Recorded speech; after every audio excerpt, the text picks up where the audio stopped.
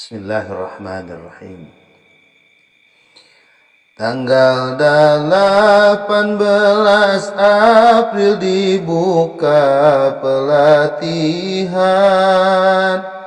nepikeun ka tanggal 23 penutupan.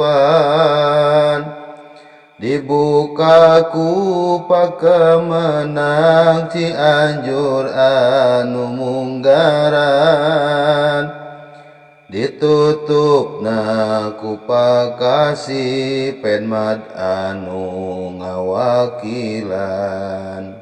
Metodologi pembelajaran anu diajarkeun, sangkan guru-guru dina ngalajar dibabarikeun. Barudak gancang ngalarti bari gampang meraktekeun, ku metode pembelajaran dimudahkeun.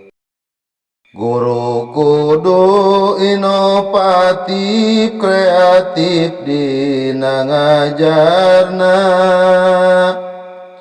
make model-model pembelajaran kudu barisa, make desain jeung pendekatan nu luar biasa, taktik jeung make teknik dina pembelajaranana.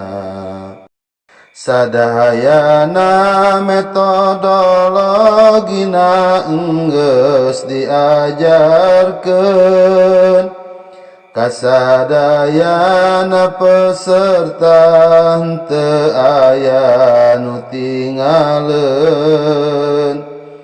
Tinggal dipahami, dikaji, jeung terus diamalkeun. Dina ngajar ka barudak insya Allah ngahasilkeun.